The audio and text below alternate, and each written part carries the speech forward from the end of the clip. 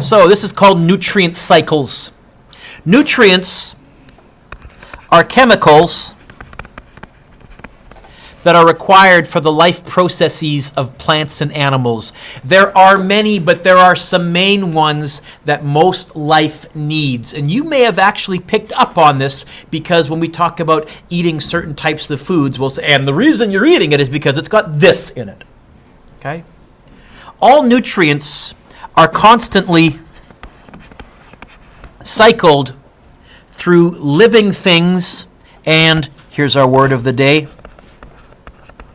storage areas, but the short version of storage areas is stores. We get nutrients from the storage areas, from the stores. They enter the life system, and eventually they make their way back into the storage areas. But it's a cycle. As stuff ends up back into the stores, there's new stuff coming out, ideally. So stores are accumulations of nutrients. And they may be in the atmosphere. Nitrogen being a good example of a nutrient that we're going to be talking about. And Allison, there's lots of it in the atmosphere. They could be stored in the ocean or land masses, especially deep inside the earth. And this is why I said before I started this lesson, I'm going to get a little environmental. I apologize. Without human interference, which already contains a bunch of negative sentiment in that, oh, humans interfere. We do. Without human interference, over millions and billions of years, the movement of nutrients into and out of the stores is in balance. But we come along screwed up. Not intentionally, although sometimes, but usually just because we're us. So, a nutrient cycle, still clear? Try that again, is the continuous flow of nutrients in and out of stores. And we'll talk about some of the main nutrients and where some of the main storage areas, where some of the main stores are. And then we'll talk about what we're doing wrong. So a healthy nutrient cycle, I gave you a little picture.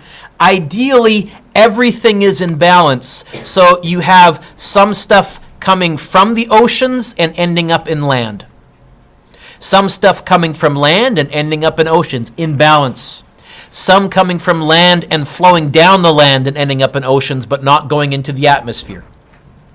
You have producers turning into consumers when they're eaten, decomposing, and then becoming again eaten by the producers. Grass is eaten by grasshoppers, which then die and are eaten by bacteria, which then give the nutrients back to the grass.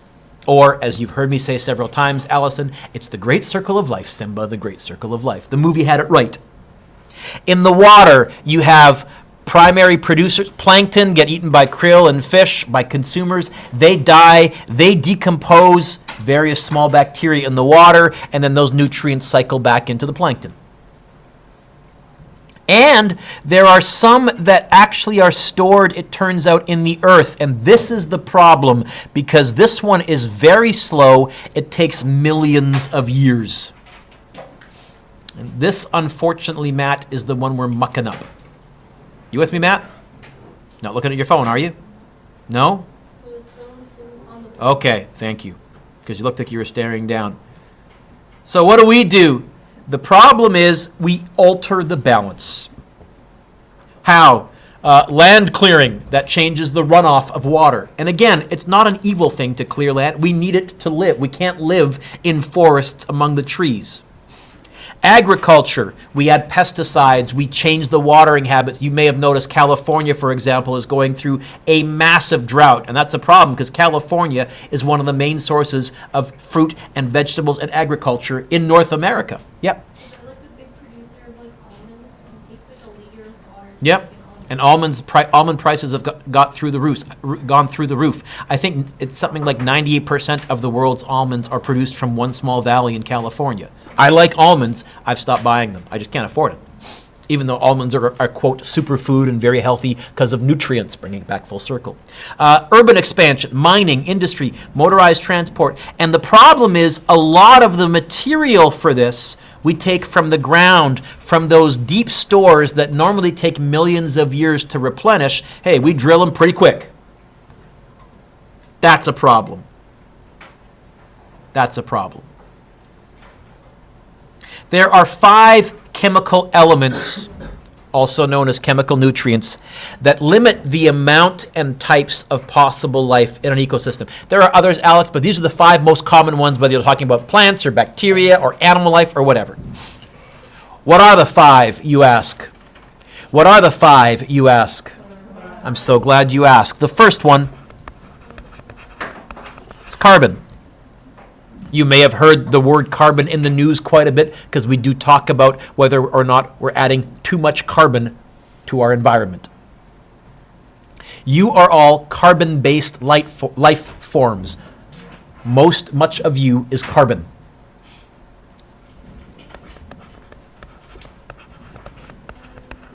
Hydrogen.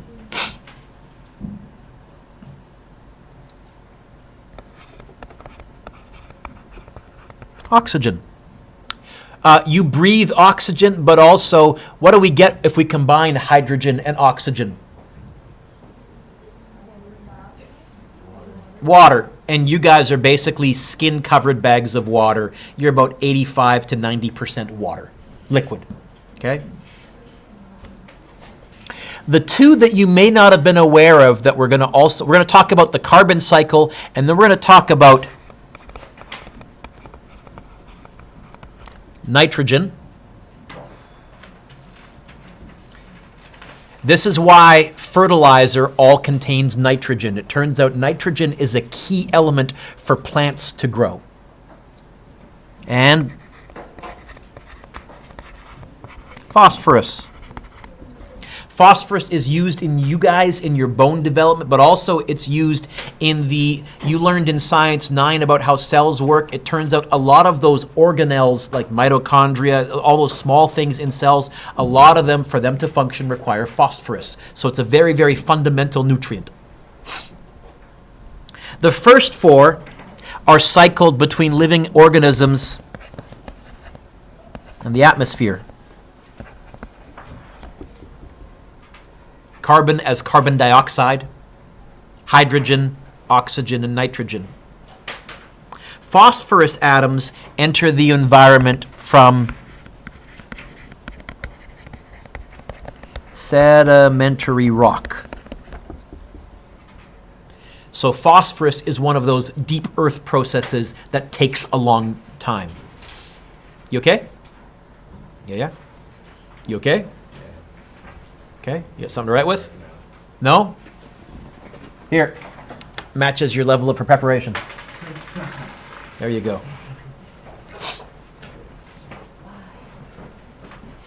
We're going to be looking, turn the page, at 3 cycles. And you have these in the booklet that I gave you that you're going to get on the provincial. They're going to look very intimidating at first, but I'm going to teach you how to read the chart. And the message I have for you, Alex, is everything is on that chart somewhere. You just got to learn to read it. The 3 cycles we're going to be looking at are the carbon cycle, the nitrogen cycle, and the phosphorus cycle.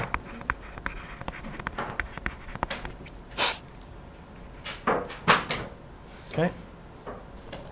You get organized, you get done. The carbon cycle. All living things are based on carbon. We say that Earth is full of carbon-based life forms. Why? What's so special about carbon? If you remember your Science 9 days, carbon is dead center in the first big row on the periodic table. It's got 4 extra electrons, which means it can bond 4 times, and it's happy to either lose or gain those electrons. It's a unique element that way. So it can bond with almost anything. If you add up the number of compounds that carbon forms and you add up the number of compounds with all the other elements in the rest of the universe, carbon on its own forms more compounds than the rest of the universe. You guys with me? Because I see people giggling everywhere. It's got to stop. Okay? Got me in back row, Mr. Prokop? Yep. Okay. How is carbon stored? Well, first of all, there are short-term stores. Since I said that you guys are carbon-based life forms, you might be able to guess carbon is stored short-term in plants and animals. When you die, when you decay, most of your carbon is now released back into the system. Or if you burn wood, the reason wood burns is it's made almost entirely of carbon. Stored in wood, stored in plants. It's also stored in the atmosphere. What's the gas in the atmosphere that has lots of carbon that we're quite worried about? Yeah, CO2. And ideally, this should be a cycle. Ideally, plants should take in CO2 from the atmosphere. They rip the oxygen off of CO2. They burp the oxygen back out. We breathe it. And that carbon that they rip from CO2, they use that to build their wood stock. And then when they die or when we eat it, it all goes full circle. There's a problem with that. And it's us. Long-term stores. Coal. Oil. And gas deposits. From what you know of our industry and our existence, do we have a thing for coal and oil and gas? Yeah, and since those are long-term stores that normally take millions of years to form, we're bleeding those out too fast. We are adding more carbon to the system than the stores can reabsorb. That there is climate change and greenhouse gases in a nutshell. Some of it is also stored in sedimentary rocks, a process called, here's your word, sedimentation.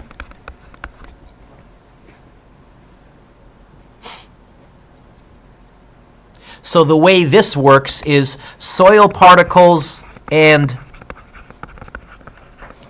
decaying plant matter, or you know what, decaying organic, let's be more general, plant or animal matter. This accumulates in layers on the ground over time. Or, Matt, it accumulates at the bottom of large bodies of water. You awake? Because every time I see your head's down. You're up? Okay. Over time, these layers are turned into rock. Just because as more builds up on top, you have more and more weight above, it squeezes, it compresses the stuff that's several million years old into rock. This is why this also takes a while. So, for example, many marine sediments form from shells of marine animals, and they contain calcium carbonate, or as a compound, CaCO3. But can you see carbon? Okay? Shells, if you pick up a seashell, most of that is calcium carbonate, and it's stored. So carbonate,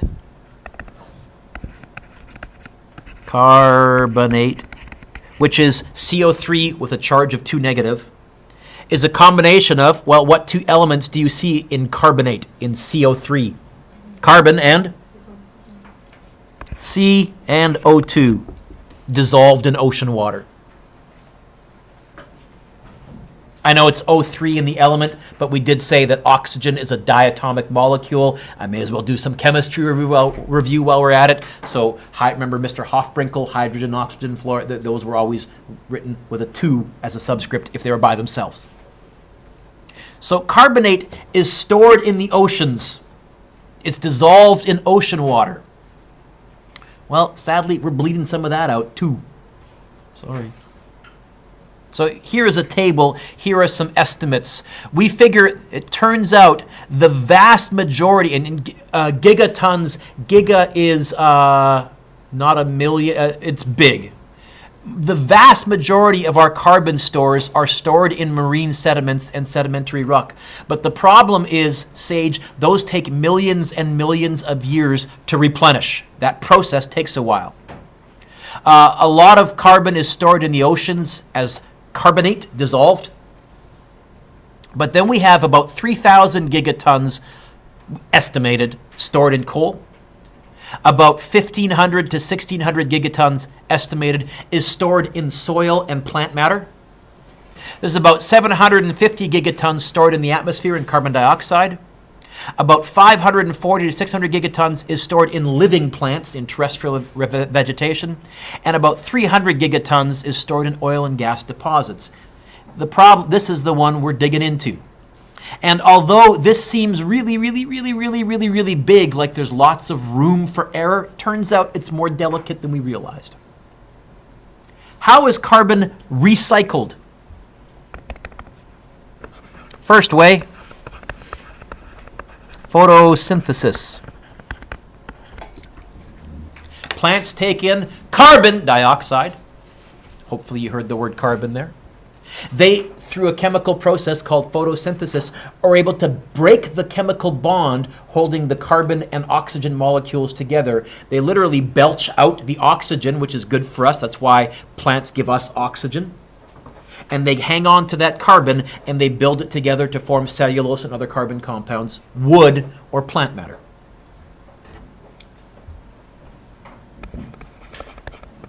Cellular respiration.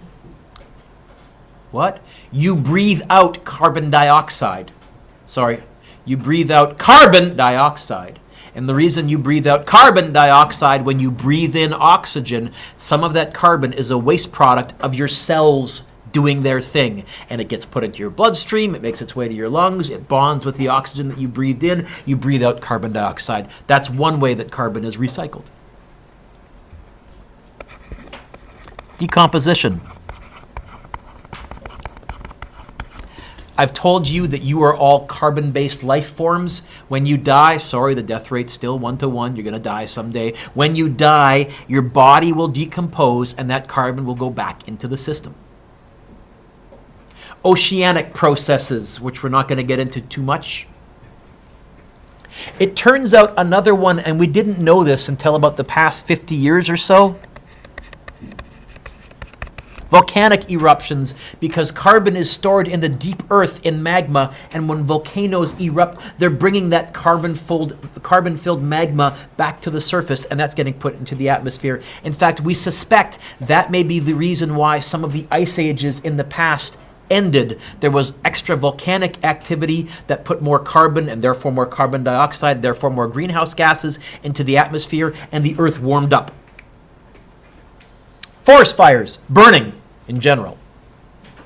We're concerned because the Amazon rainforests are being quite heavily burned. Farmers are just burning down the jungle to make room to clear it off, to grow stuff. And I understand why they have to do that, because they want to eat, they want to survive. But that carbon that they're burning is being released back into the atmosphere. So, photosynthesis. This is a chemical reaction that converts solar energy into chemical energy.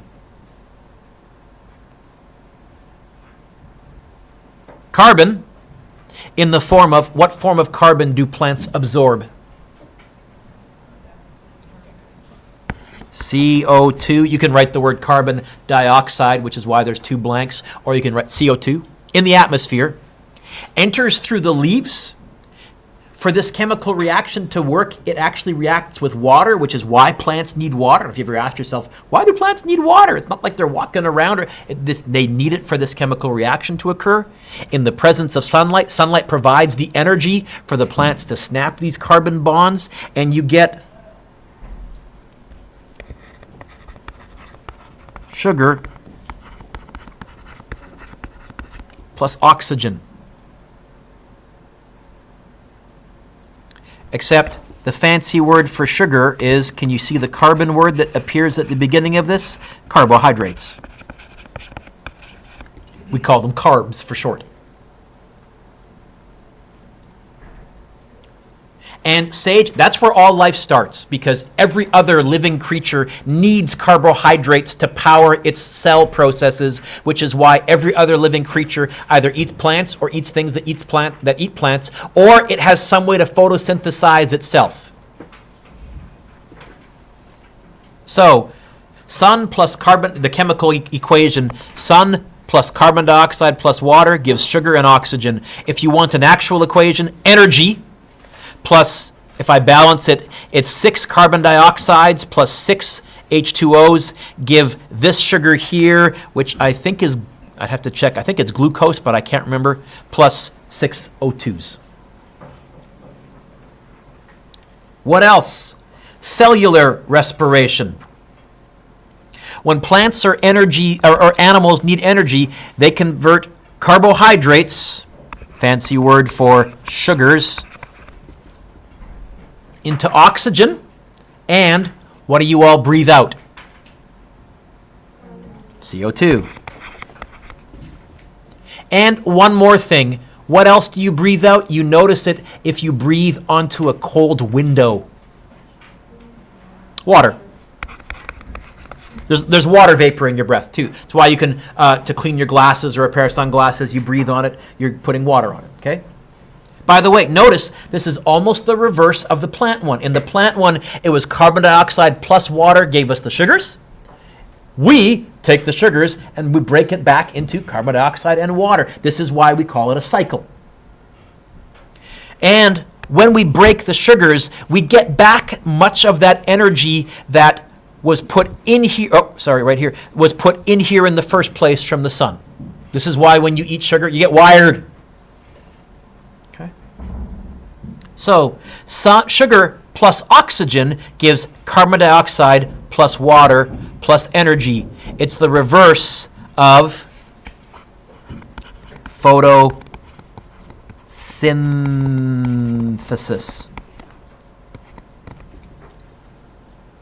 Or, as Mr. Dueck likes to say, it's the great circle of Simba, the great circle of, okay, here's a cycle. Little picture. So, again, cows are a classic example. Cows eat grass. Eventually, when cows die, they end up going back into nutrients that the grass can access if they're not slaughtered by humans, like if this is in the wild. Okay.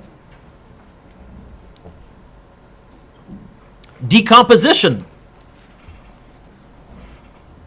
This is the breaking down of dead organic matter. And the two main organisms in this cycle, bacteria and fungi, mushrooms and other things.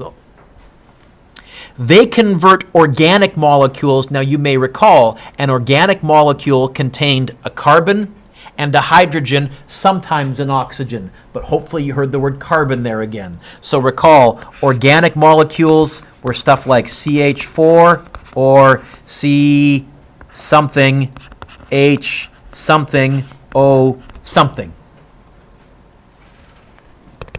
By the way, do you remember what we called a hydrocarbon that had a C and O and an H in it? I gave you a dumb way to remember. No, okay, This is an alcohol because it contains, the word alcohol has a C and an H and an O in it. This is an alcohol. This is going to be a gas like methane or ethane or some kind of a gas. Okay? So, converts the organic molecules back into CO2, which is released into the atmosphere.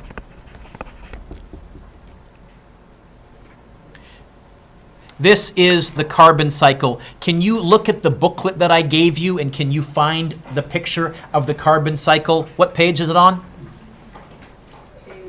8? They're numbered, right? So can you open, Matt, can you find the booklet that I gave you? Open it up to page 8. And I'm going to pause the video because I'm going to talk about this for a while. Handy, back to our notes. So what's our impact on the carbon cycle? Well, industries.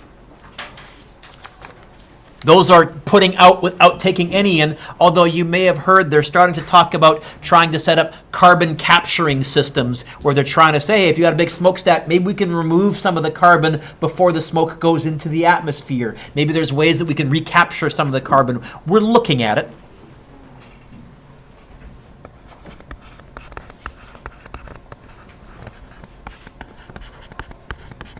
Motorized vehicles.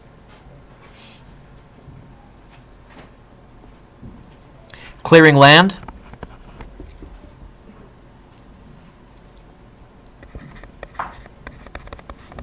Agriculture.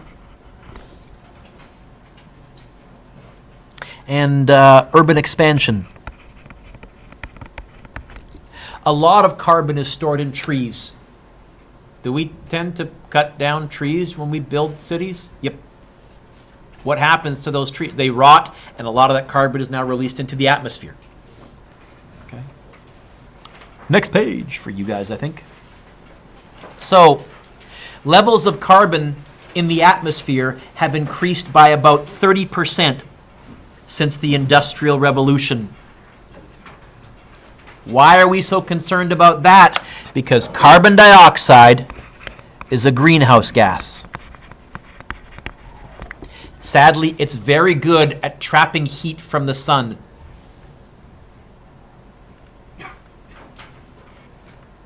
So, we're putting more CO2 in the atmosphere. Why do we care? Increased carbon dioxide is one of the leading contributors to climate change. So, yep, us again. Cycle number 2. The nitrogen cycle. Nitrogen, it turns out, is an important component of DNA. And you learned in Science 9 that DNA is kind of like an important molecule for life processes. It's also important for plant growth. And for animals, it's very important for muscles to function, for your fast twitch muscles. Part of that chemical process involves nitrogen. Okay? Matt, sitting up? Sit up. How is nitrogen stored? Well, the vast majority of nitrogen is in the atmosphere.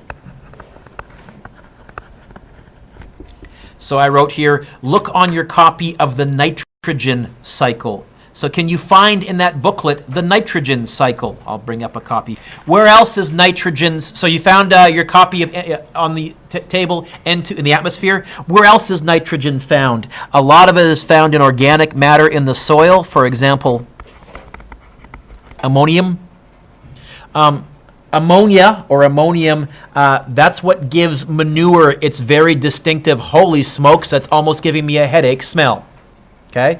But what that means is, when animals die, when things die, that organic matter gives off ammonia. When things rot, they give off ammonia.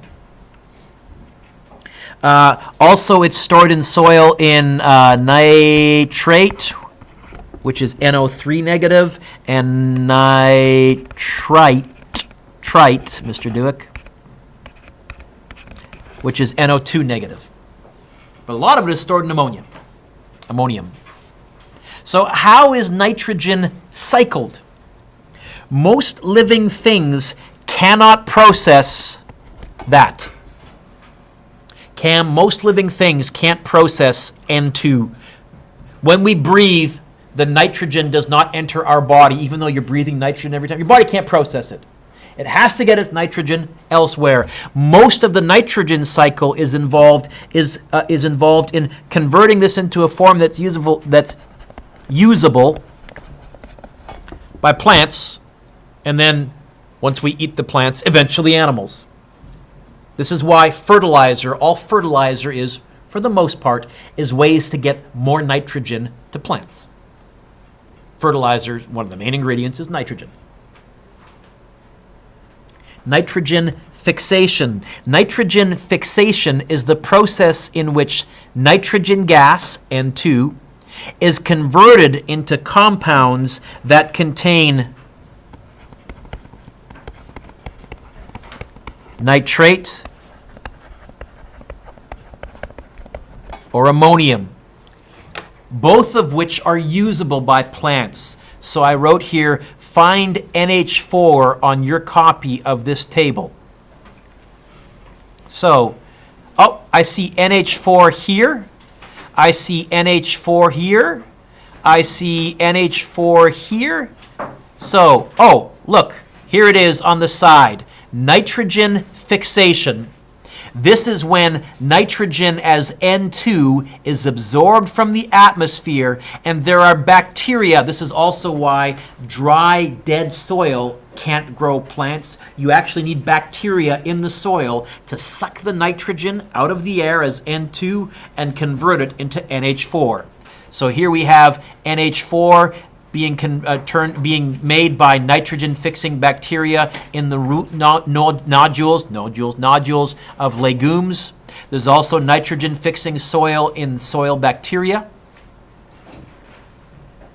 Then, also, when animals die, they give off NH4. See it there. And then, let's keep going. This occurs through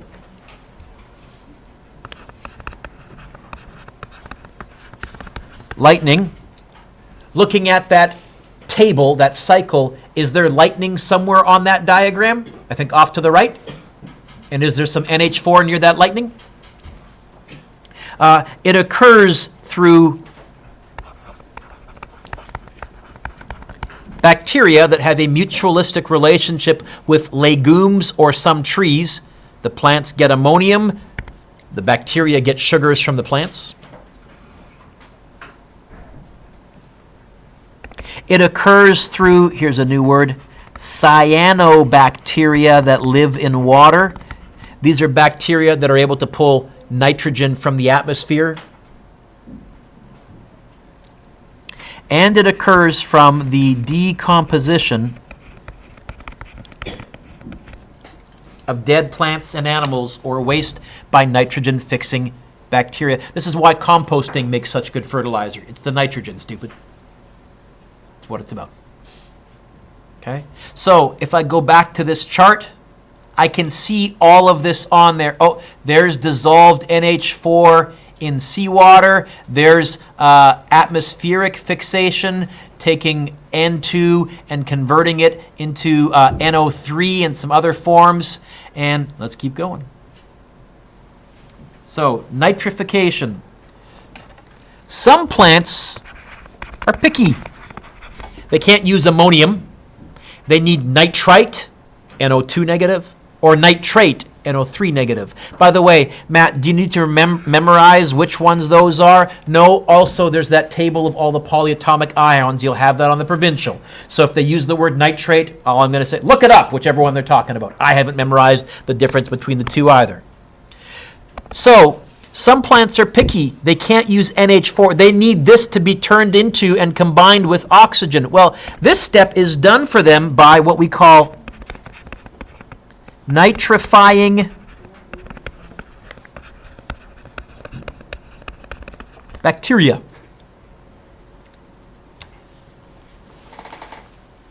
Can you spot somewhere on that chart where NH4 is being turned into NO2 negative or NO3 negative, and it says something like nitrification or bacteria or something like that?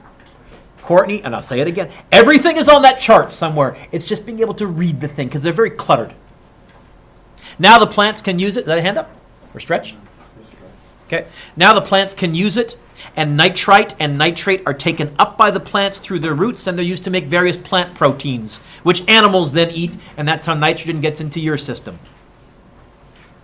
So I said, find these on your table. Can you find where decaying plant and animal waste decomposes, gives us NH4? There's nitrogen fixation by nitrogen-fixing bacteria in root nodules. You can find all of these on the cycle. So far, so good, Matt?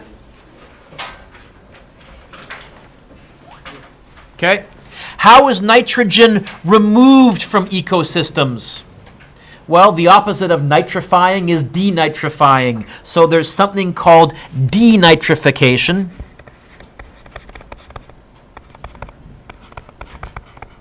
I think you guys have seen enough of the English language that when you see the prefix DE in front of something, Rachel, you know that's the opposite of. So I'll say memorize that word, but if you understand nitrification is pulling nitrogen out of the atmosphere, denitrification will be the opposite process. Okay? Converts nitrates back into nitrogen gas. It's also returned through, where am I going? Volcanic ash as ammonia. This is why ash can also make good fertilizer. And it's also leached from the soil into groundwater and streams. So let's see if we can find on this chart some of the denitrification, where we have nitrogen entering. So I guess nitrogen entering back would be an up arrow. Oh, I see some right here. And I see some uptake by plants, so they pull this from the soil, and then when the plants dissolve and decay, oh, I see some N2 coming up here from denitrification, and I see some NH3 coming from volcanic ash right there. Kyle, it sounds repetitive. Everything is on the chart. And then we come along and wreck it. Sorry. Human activities. What do? Well, we add nitrogen to the atmosphere in the form of nitrogen monoxide, which has the most appropriate chemical symbol ever. No! You'd think we would have picked up on the warning. And nitrogen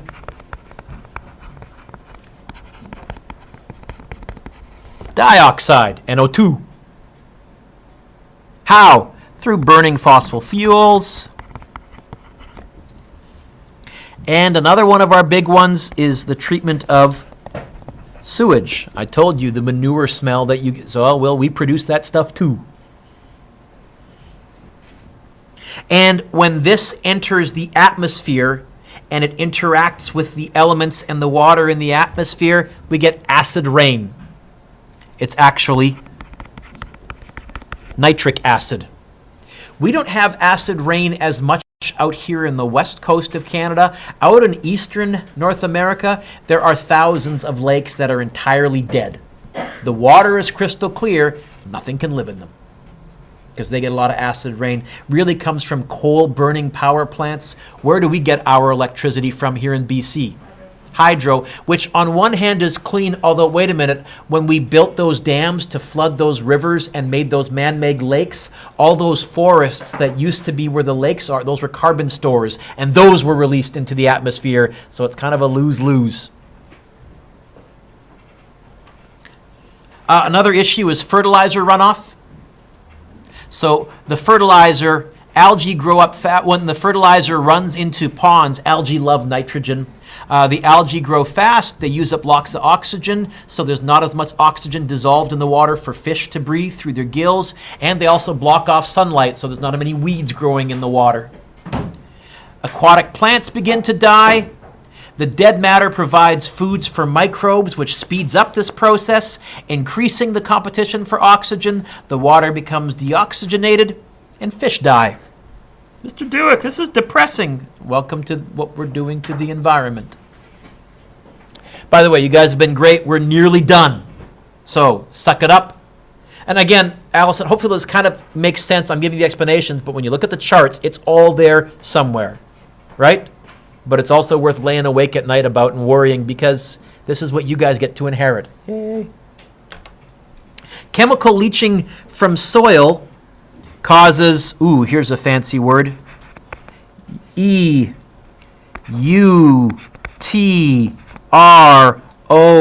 eutrophication. What's that? That's too many nutrients. And that results in increased plant production and increased decay, which means now you change the speed at which some of these store cycle processes are occurring. And so what you get then are algae blooms. Those deprive other plants and animals of sunlight and O2, oxygen. You guys in your black and white photo can't see it very well, but here's a color photo. This is a normal lake. Here's a lake that's been totally covered with algae. Very little sunlight makes it through that. That's a problem, and it starts to just get worse and worse and worse. So this is a lake during eutrophication. Too much nitrogen. Last one. Whew. The phosphorus cycle. Oh, by the way, when we're talking about the phosphorus cycle, it's all on the chart. So find the phosphorus cycle. I think that's a couple of pages earlier. First of all, what is phosphorus used for? Turns out it helps carry energy, those sugar molecules, to plant cells and animal cells. It's also essential to root development in plants. And for you guys, you need phosphorus for your bones.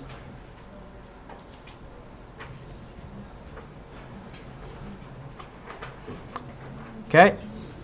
Do you remember I said carbon and nitrogen stored mainly in the atmosphere? Phosphorus is not. Phosphorus is stored in phosphates that make up rocks and ocean floor sediments. So there is no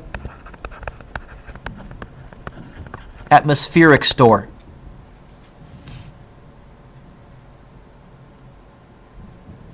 How does this one work?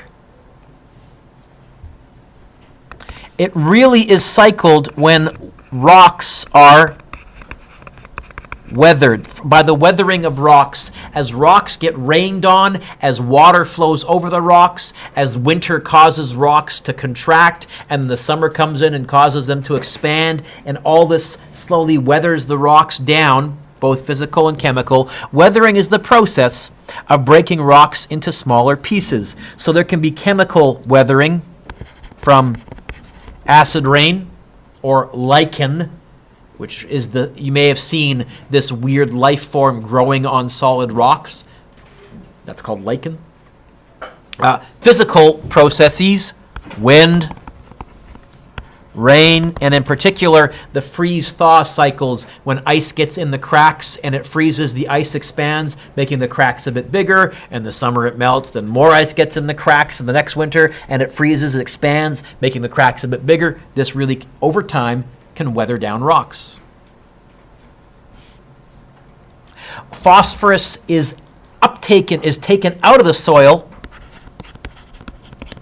by plants, and animals eat the plants. And then there's one more way that phosphorus gets from the deep earth to the surface, and it's through something called geologic uplift. Mountain building, the plate tectonics stuff.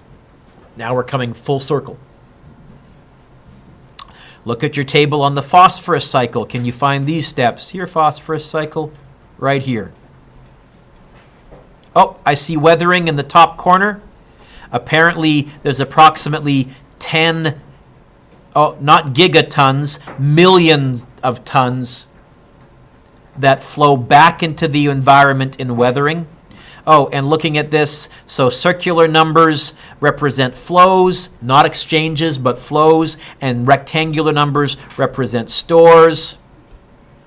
You can see phosphate in soil. Here's more weathering. It's all on there somewhere. Back to here. Ty, then there's us again. Sorry, I feel really bad. Where do we use this? Two main areas. Fertilizers and detergents. This is why you may have heard over the past 10 years we've tried to make our detergents phosphate-free, because if we don't, we're introducing more phosphorus back into the environment, and the stores can't keep up. It's mined from rock and bird guano. Guano is the fancy word for poop. There are places, especially where it's tropical, where there are islands where for millions of years the birds have left their droppings, it's hardened, we mine it. It's a cheap and easy way to get phosphorus. Extra phosphorus is added by runoff from farms. The fertilizer that we spread on the fields, some of it runs into our groundwater, into our river water, back into our oceans. Or untreated sewage. When you guys start voting, the one thing I would love it if you could change, I don't know if you know this, the city of Victoria dumps all of its sewage raw into the ocean untreated. Now, why can they do that? Where is the capital of BC? You think the politicians change the rules for themselves ever? No, they never do that. So this pristine city, they've got a long pipe. It's a couple of kilometers long. It goes into the ocean, and it's just dumped straight in there. So if you vote, change that one. Where else? Large-scale livestock farming. Because, as I mentioned, there's phosphorus in manure. And if you've ever been near a cow farm or a chicken farm, there's no shortage of that stuff. Don't zone out just yet. I'm almost done, though. So much phosphorus can be dumped into either lake water or river water or ocean water. It can actually cause fish to die. Reduced phosphorus can be caused by a change in plant life in an area, and this can reduce algae, which affects the whole food chain. How? Right there. It can reduce, or algae in small amounts is healthy because algae is one of our primary producers, and then primary consumers come along. So, my children, those are the 3 cycles.